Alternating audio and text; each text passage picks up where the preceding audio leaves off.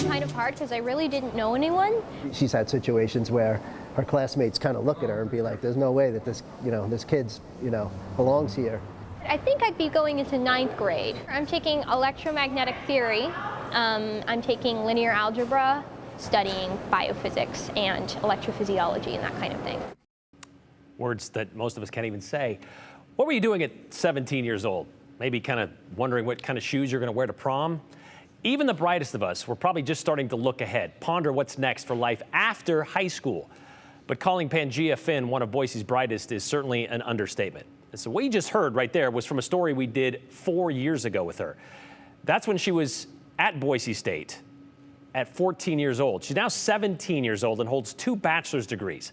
So what is she doing now? Well, she's probably scratching her head over what to pack, because if you want to get a Ph.D. from, I don't know, say Harvard, you got to move to Cambridge. Who are also going to Ivy schools. Students work their whole lives to graduate on the blue. Yeah. But Pangaea Finn did it a little faster. I'm 17 right now. Yeah, she's pretty put together. Have you had to deal with just like an onslaught of jokes about like Pangaea, the supercontinent? No. Really? Most of the people who would joke about that kind of thing don't know what it is, honestly. But I do. You think so? Yeah. And Pangaea's way ahead of her time. So it's pretty complicated. I have 2 degrees from Boise State as of last week. I got my Bachelor's of Music in Piano Performance and my Bachelor's of Science in Physics and Math. Are you keeping track? So that meant I was doing 3 majors while I was at Boise State. And she finished them in 5 years. She's attended BSU since she was 13, but to break away at her own pace, she had to prove it. I was really young. I think I was about 5 or maybe even 4, trying to go to preschool. One of the things that they would have the kids do was play Hi-Ho Cherry-O, and Hi-Ho Cherry-O is a game that is incredibly easy to rig and beat wholesale. I would be always winning these games, and I wouldn't end up getting along with the other kids, and so then eventually I just ended up leaving, and I would go into the teacher's office and read whatever chapter books they had in there for hours during preschool. So you were a card counter at the blackjack table in preschool? Yeah.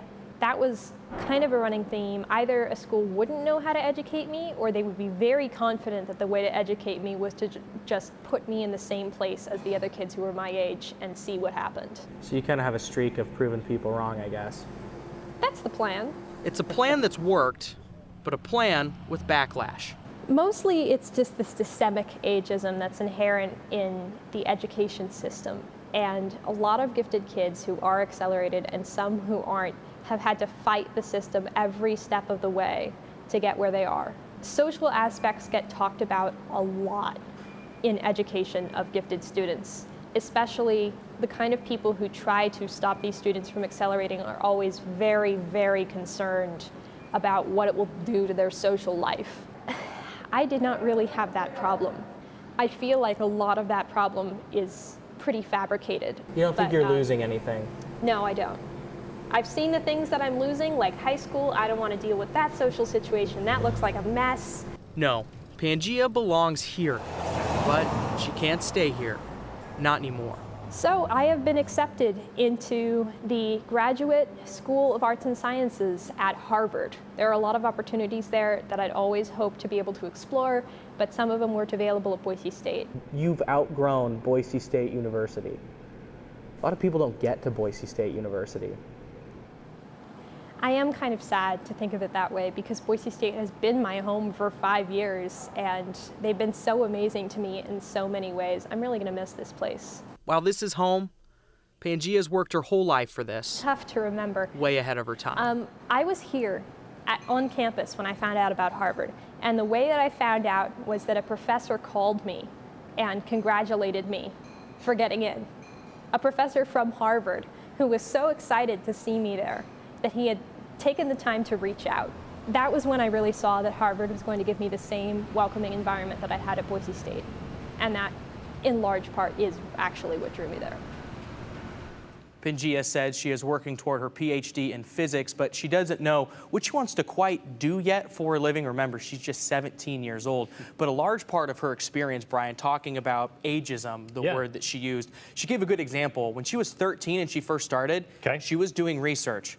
You have to be 14 to work a job in Idaho and get paid. So she had to volunteer for the research she was doing at BSU. She has a friend in another state. I believe it's somewhere in the Midwest. This friend is in grad school. They're not old enough to work in that state either, so they have to pay their own way through grad school because usually you get compensated for tuition through your research. Right. It's a whole thing, and people who are gifted students like her, other people just don't understand that kind of stuff. And the whole social aspect of being a kid genius, I mean, they find their own people. Yeah, and a lot of it is other people in that community as well. She does say sometimes other students in class kind of look down on her, like you're just a kid. Well, then she helps them with their homework, and then they're friends after that. So That's how it works. That's how I did it. Oh, sure. We'll be right back.